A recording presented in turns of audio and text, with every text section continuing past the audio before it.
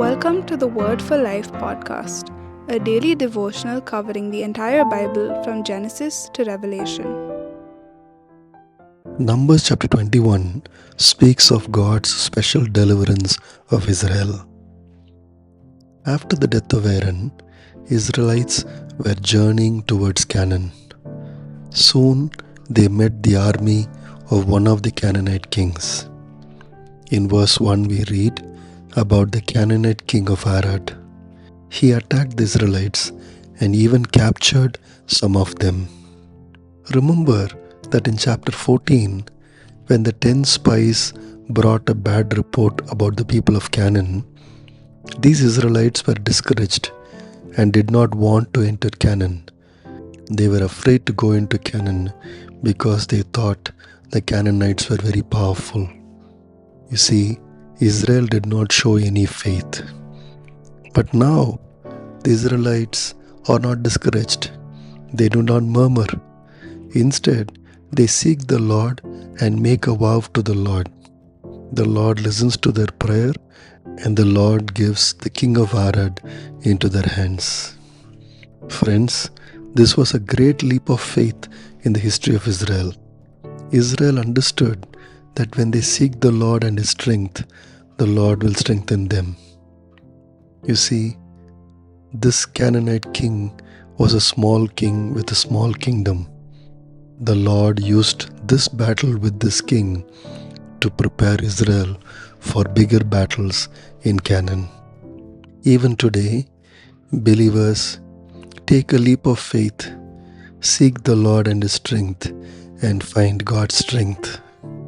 But soon after this deliverance, the Israelite journey towards Canaan became difficult. We saw in the previous chapter that Edom did not allow Israel to take the shortest King's Highway. So, Israel had to take a longer route. So now, here in this chapter in verse 4, we read that because of this, the Israelites grew impatient on the way. You see, the wilderness and the scorching sun made their long journey an unpleasant one. So, their joy in victory quickly turned to frustration. Now, instead of praying to the Lord, they spoke against God and against Moses. So in verse 5 they asked, "Why have you brought us out of Egypt to die in the wilderness? There is no bread, there is no water, and we detest this miserable food." You see, the Israelites so far only spoke against Moses and Aaron. Now they spoke against God Himself. They blamed God for His plan to bring them out of Egypt. And they are also scared now that they will die in the wilderness. Lack of bread and water really took the hope out of them. Friends, no one likes it when they do not have enough resources. If someone would tell them that they had manna to eat, the Israelites would respond by calling manna as a miserable food. Friends, believers can experience setbacks at the back of a great miracle. Life is not always smooth for a Christian believer. And when life becomes difficult, believers can blame God for His plans.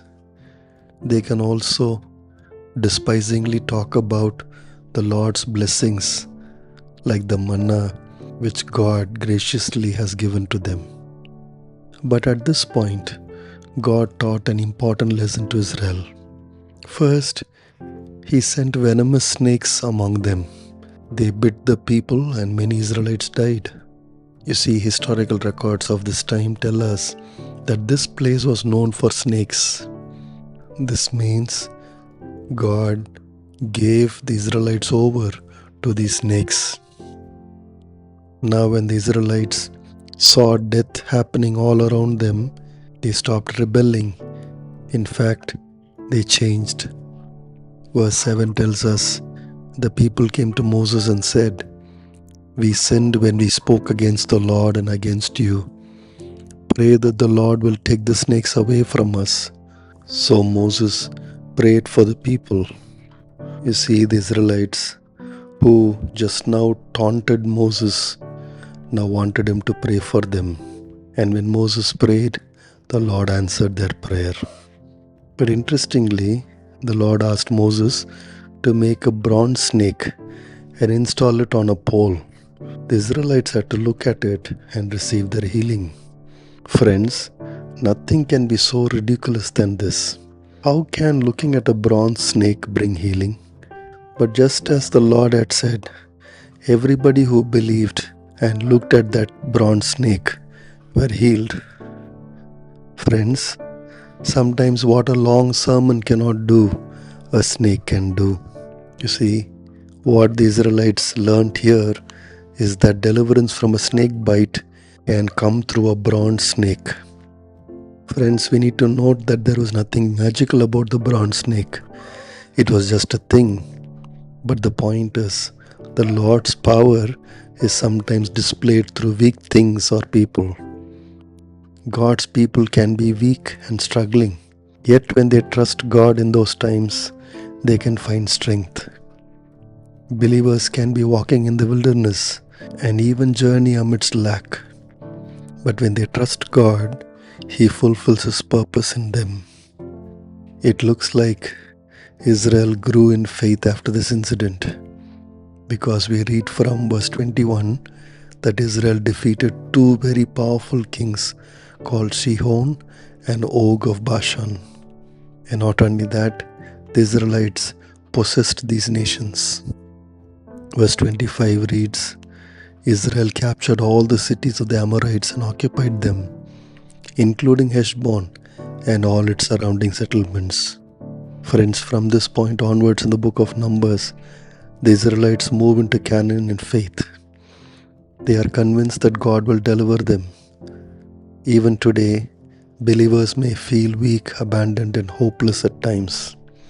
Especially when the journey becomes difficult, believers can start looking at their weaknesses and have the fear of losing. But we have a God who can bring deliverance through a bronze snake. His salvation comes through weak means. God's power and strength is manifest in weakness. That is why Apostle Paul said, when I am weak, I am strong. His power is evident when we are actually weak.